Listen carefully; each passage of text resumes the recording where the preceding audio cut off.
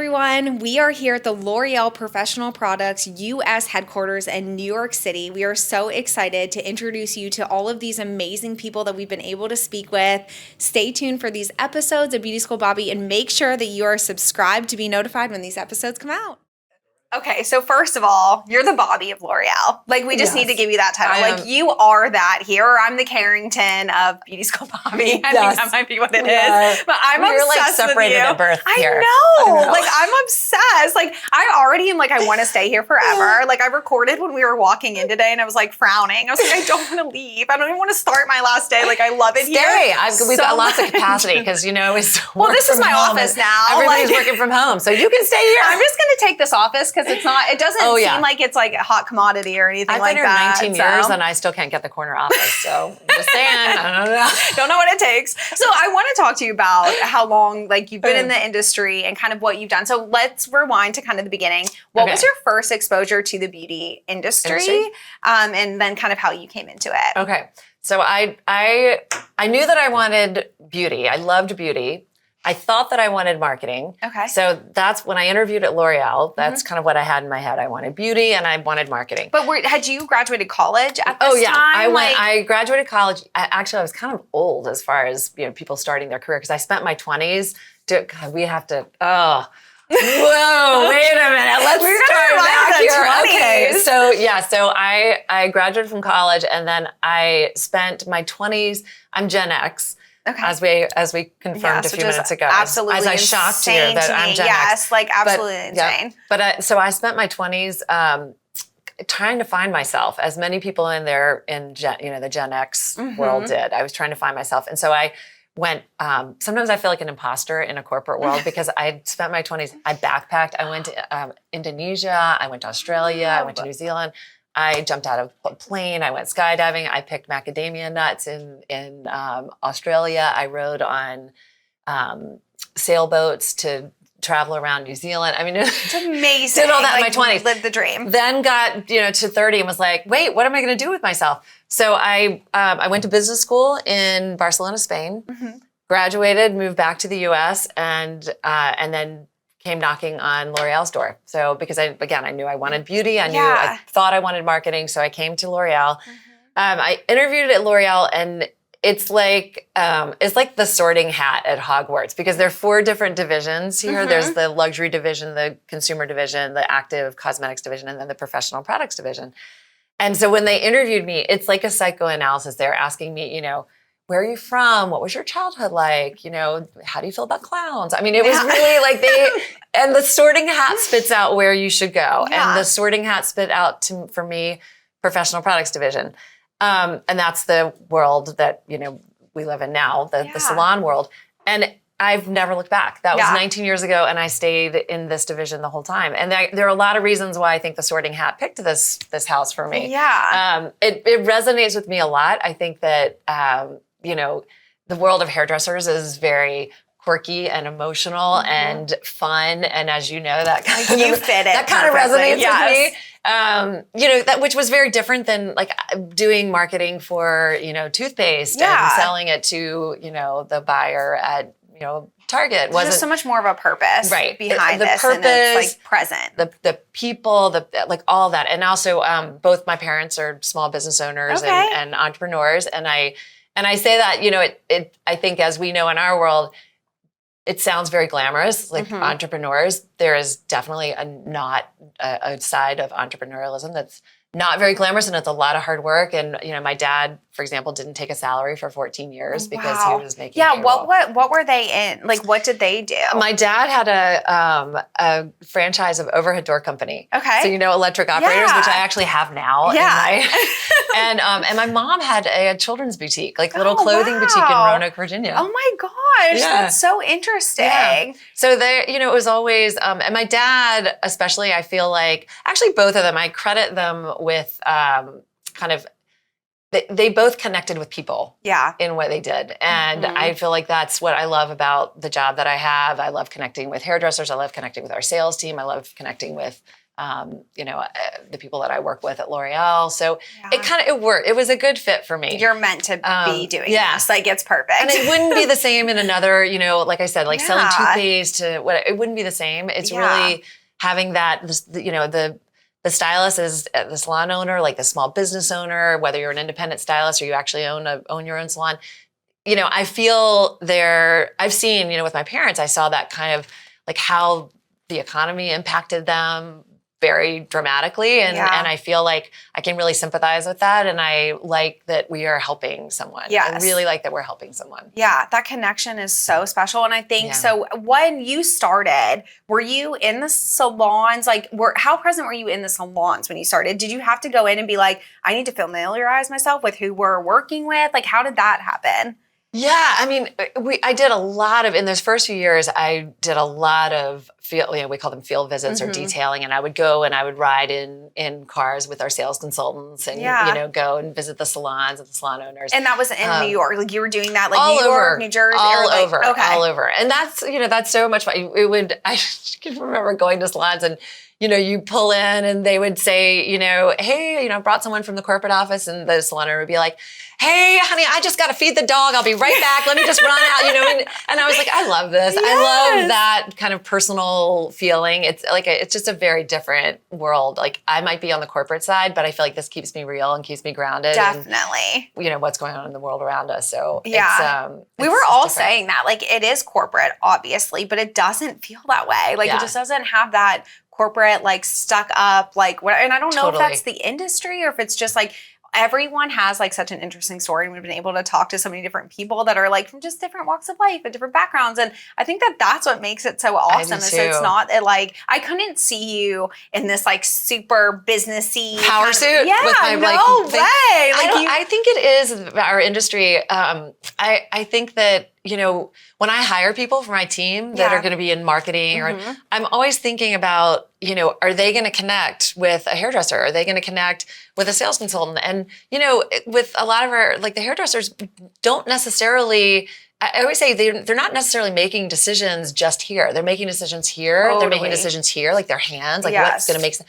So, really think through, like, who am I going to bring on that's going to connect heart and soul with our customer, and that's not everybody. So it really makes a difference in like the team that we build and who is attracted to and ultimately thrives in the professional products division at L'Oreal. I definitely think it's a different kind of division. There is that heart and soul part of it. I've always brought my whole, we talk a lot about now, I think it's really trendy to talk about, bringing your whole self to work. And it's kind of a new thing. I think now, younger generations are more and more like, they don't want to be a different person at work than they are in their personal life. I will say in the 19 years I've been here, I've always brought my whole self to work. I've never been a different person at work than I was in my personal life. Yeah. And I think that's... Can you tell that when you're interviewing people? Like, do you pick up on that like right away? Like when you're whether they are that, be that person? Like whether they're like... It's showy, it's interviewee, whatever. Like, are you like, wait, I don't know if that's going to fit? Is that like a red flag for you? I can definitely tell. Yeah. Yeah, I can tell at this point. And which doesn't mean that I've made some mistakes, but yeah.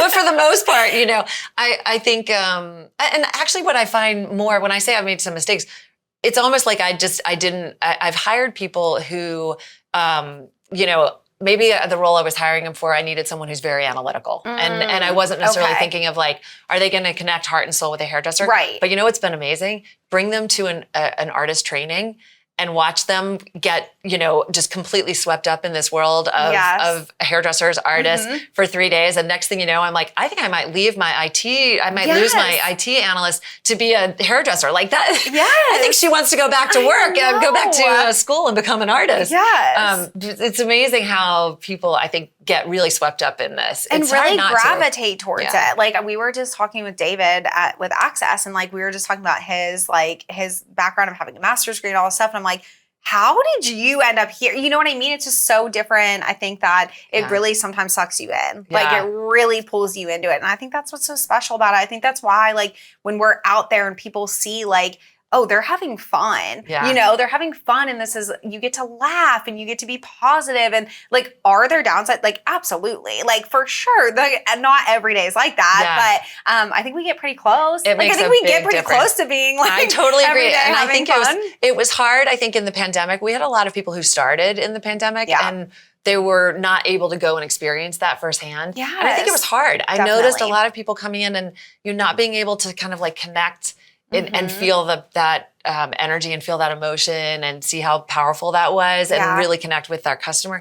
That, you know, I want to talk about our customer, like hairdresser there's so much more than that to us, you know? Sure. And I think that period of time was really tough. Now I notice as they are getting out and they're able to connect with people, they're more excited now that they get that part. And I spend a lot of time, I have a weekly, I call it the hump day huddle with my team. And I've been doing this for years. And it's like sort of a, you know, it's a chance to ask any question. No question is dumb. It's a chance to decode, you know, kind of the corporate stuff that maybe they don't feel comfortable asking. And I talk a lot about, it's like a fireside chat really, you know, and I talk a lot about stylists, salons, you know, the emotion of that. And I talk a lot about, because a lot of these haven't experienced that. A lot of people haven't experienced it yet. And so, you know, we spend a lot of time talking about the culture of our division and what makes it different, the heart of that, you know. Yeah, the real purpose behind it. What does your team look like? How many team members do you have at this point? I have, roughly. About 40. Wow. Full-time. Okay. That report up into me. Wow. Which includes our field education team. So education and which is, there are two parts of education. There's our training team, which is the team that manages the artists and the curriculum, create the curriculum. And then there's our field education team that are the ones deploying the education out in the market. And then I have the marketing team. And those teams, and the marketing team is, you know, we have some people that are digital marketing, some people that are doing the website, doing our PR, doing brand marketing, where they're kind of doing the launches and creating all the pieces for that. So those people report up into me. And then we have sales teams that are shared across a lot of the PPD brands, but we have certain people dedicated to each brand within sales. So what's really funny coming from the outside of this is we got a tour of the offices. Yeah. And you can tell that there's this brand and there's this brand and there's this brand. And even though it's all in the same building, like there's like I don't want to say like a type, we probably can't say that, but there's definitely a personality for each brand. And like, talk to me about Matrix, because I feel like you're such an amazing face for Matrix and what Matrix is. And I know there's a lot of like changes happening in Matrix. So let's talk a little bit about Matrix. I probably should have mentioned, do you know my first job at L'Oreal in the professional products division was Matrix? Are you serious? I started at Matrix. No way. It was my first, that was the first job. And again, it was like, they in my interview, the man who interviewed me, who is actually in Paris now, but he asked me a lot of questions about my personality and that's why I think he really figured out that I was a professional products. Like culture mattered to me, personality mattered. I was, I liked emotional, quirky, fun, all of that. So he put me there. And then, and I think he also really realized that Matrix was the right fit for me. It's always been, I don't know, how much you know about the history of Matrix, but Matrix was founded by someone named Arnie Miller back in 1980. And he created it to be this place that was very inclusive and that everyone felt welcome regardless of your background or your experience. Yeah. And in fact, that's why he called it Matrix, because a matrix is a network. And he wanted to create this network of stylists supporting stylists. Yeah. So it was sort of founded on this idea of everybody belonged. And I felt that, by the time I joined in 2003 and Arnie had already passed away, L'Oreal had acquired the brand, but you definitely still felt that in the culture. It was a place where everyone belonged. It was very, we used to say it's universal democratic fun, but it was that, that fit my personality 100%. And so I spent my first 3 years of my career at Matrix as an assistant marketing manager. Then I left, and again, I told you I stayed in the professional products division, which is not super common. A lot of people, one of the best parts of L'Oreal is that people can move around divisions and you can kind of try different things out. So that fluidity is normal, but to stay in one division is a little more unusual. But for me, it was just, this one works for me. But I went from Matrix to Kerastase, so the other side of the spectrum, and then I went to L'Oreal Professionnel, and then Pureology, and then Redken. And then 2 years ago, so in the middle of a pandemic, I was given the opportunity to come back to Matrix. Yeah. And it was kind of this incredible full circle moment in my life. Yeah. To come back to the place where I started at this point in my career, and also this point in the life cycle of the That's what's so special, I think. Like, crazy. Did this happen? Did they know, and we'll kind of get into what's changing and like how the product's changing and all that stuff, but like, did they know that it was changing before you, or are you like, we're changing something? Was I doing it? No, the change was already happening. The renovation was already in the works. Like that had been in the works. Thank you. That's the word I was looking for. I was like, what do we call this? I don't want to call it brand renovation. Yes, so that had been in the works for a while. Like we already, we renovated the brand and introduced the new brand in March of 2021. Okay. It had already been in the works for a year prior to that. They were reformulating the color, our color brands. We were working on the new brand equity, the new visuals, the new positioning, things like that. So that had already been in the works. But when I came in, it was almost like, when I came in August of 2020, and then we did the renovation in March of 2021. Okay. So I had some time to sort of like jump in there and pick up the reins and bring it to life. And we'd also, like every brand, we were dealing with the pandemic, where, which had impacted, not just the team here in the office, but our entire network. We had our an artist training in March, this past March, in Houston, actually. It was the first time. That's where Dalton's from. He loves Houston. Oh my God. We did it there because they had a color factory, and I just got it in my head that I wanted to do a party at the color factory. So we did it there. I love that. I'll send you guys the video. It was so cool. It was amazing. It was truly, we hadn't had a live connection with our artists in 3 years. And a lot had happened in 3 years. Wow. And it was, even things outside of the pandemic. We just had a lot of transition, a lot of disruption, changes in leadership, changes in everything. And so by the time we had this training in Houston, honestly, it was like we needed it. We all needed it. And it was amazing. It was so wonderful. Cool. So I think, coming in when I did, there was a lot going on, and I was grateful I have to be honest, I don't think I even knew what the full extent of this was going to be. We were having, where we're going. I think what I thought then is we're renovating the brand, we're changing our visuals, we're going to be more diverse and inclusive. And now the way I feel, a year and a half later, is we are changing the world. Yes. I mean, I don't mean to be dramatic about this, but honestly, we are change makers. And that's a big responsibility, but it's super exciting. And again, we talked about gratitude. I feel grateful that I didn't necessarily know what I was signing up for, but wow, what an opportunity, to do something meaningful that's outside of just selling products. Yeah. This is the first time in my 19 years, is the first time that I feel like I truly have there's a cause here. There's a real purpose here that's outside of selling products and We're going to take a quick break from the podcast to hear a word from our sponsors. Today's sponsor for this episode is LEAD. LEAD is the first degree designed with beauty professionals in mind. To create future professionals and leaders for this fast-growing industry, Rolfs has partnered with L'Oreal, Arizona State University, and Mesa Community College, and is proud to launch the first ever college and university degree designed specifically with beauty professionals. It's time to acknowledge the level of impact beauty professionals have in our lives. Every year, an individual consults with a beauty professional over 48% more than a physician. This is why advancing the accredited education of beauty professionals is our mission. LEAD is shaping the future of beauty by developing the minds and expanding the intellect of beauty professionals who maintain and restore our self-expression and well-being. For more information, visit leadinstitute.degree today.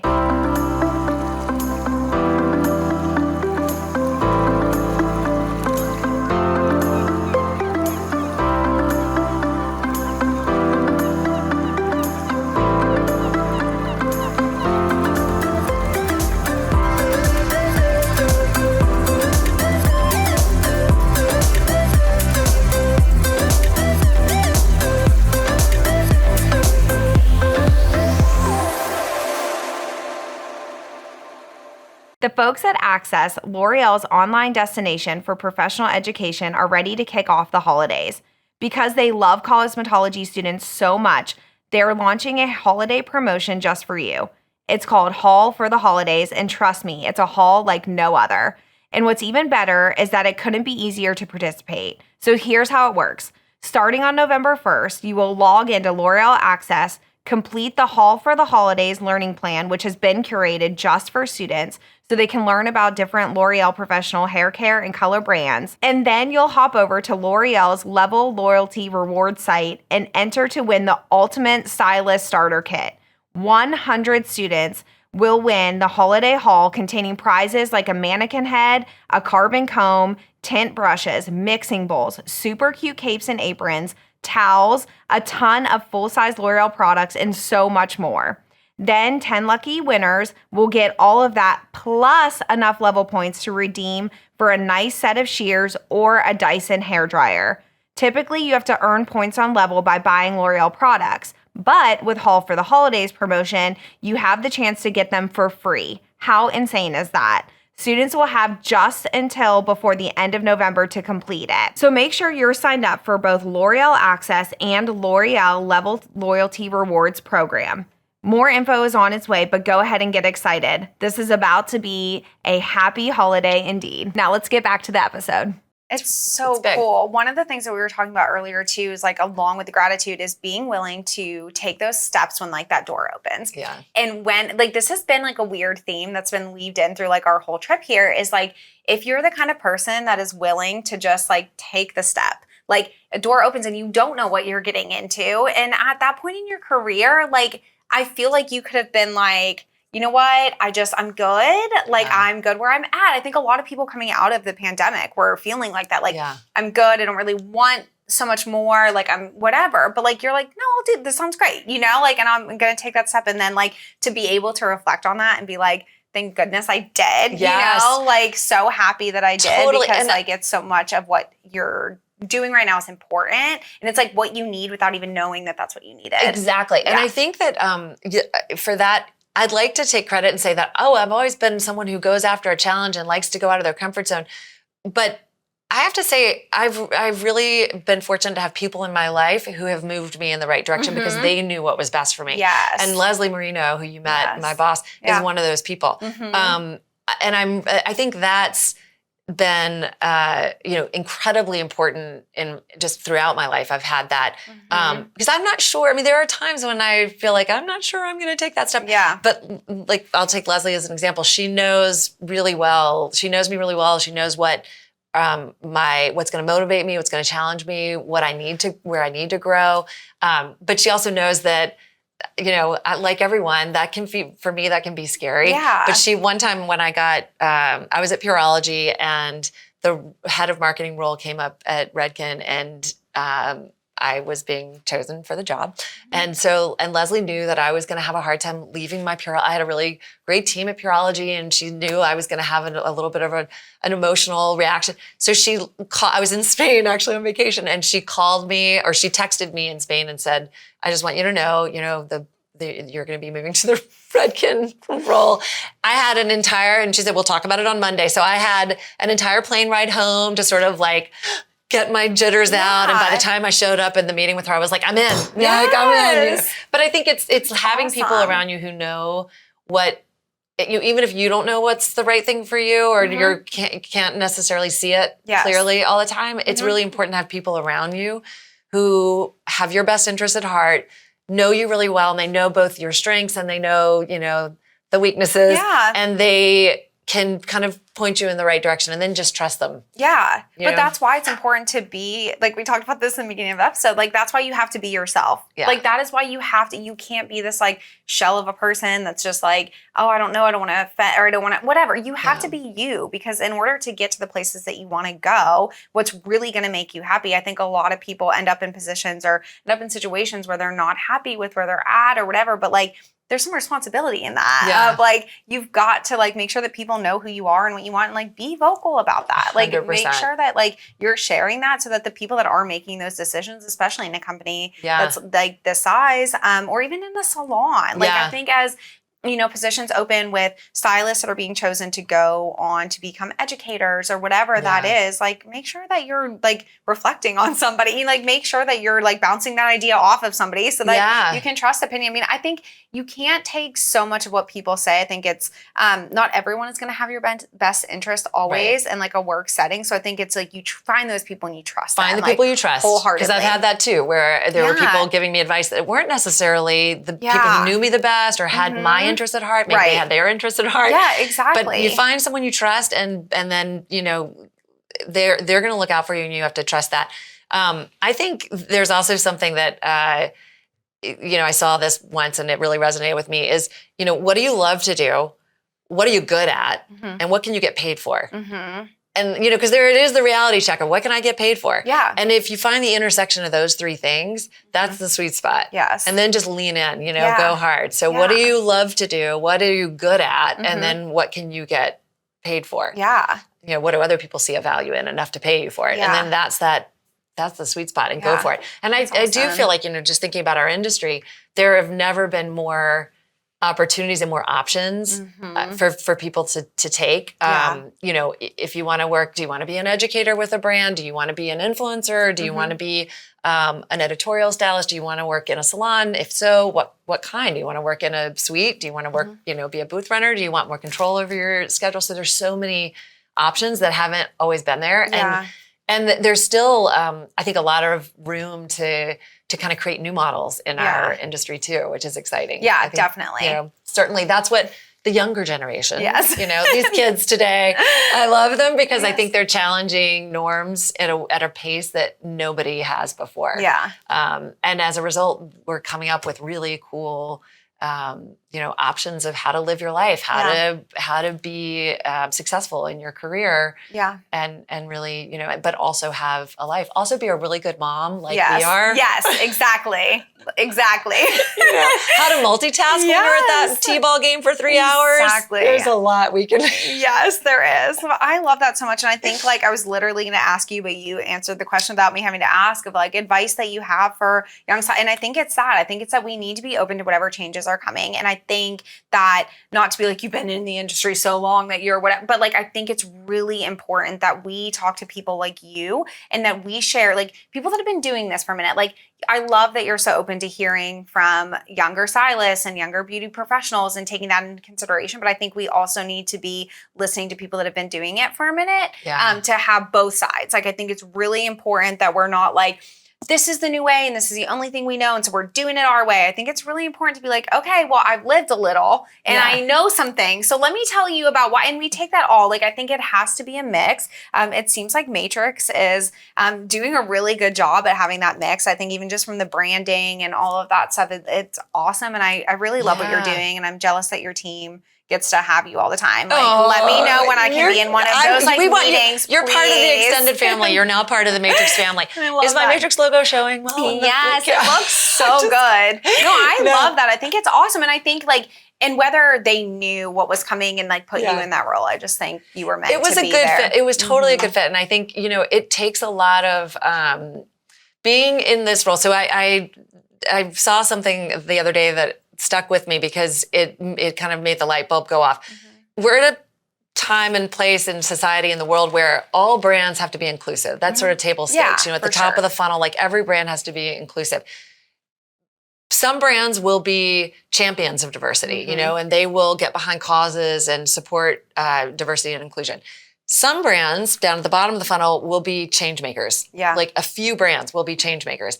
And that's where we are. Yeah. And that realization was oh my gosh, we are the change makers. We're that small group at the bottom of the funnel. And that's scary and inspiring and, an incredible place to be. So I think it's, it kind of made me realize it's okay that we're going to stumble a couple times, and we're going to make some mistakes, because nobody ever made change in history and didn't stumble and make some mistakes and pick themselves back up and brush themselves off and keep going. And so, it's not all going to be different from today to tomorrow. This is a journey that we're on. And I think, but what I feel good about is that there is a purpose at the end of this journey that is worth moving towards. Yeah. You know, and I think you're the person to do it. Like, I know I just met you, but I'm like, man, if anyone is going to do this, like, it's Carrington. So, well, it's not me alone. There is a whole team behind this, and the passion that other people, I think. But that's so contagious. And I think having a team of like the number of people that you have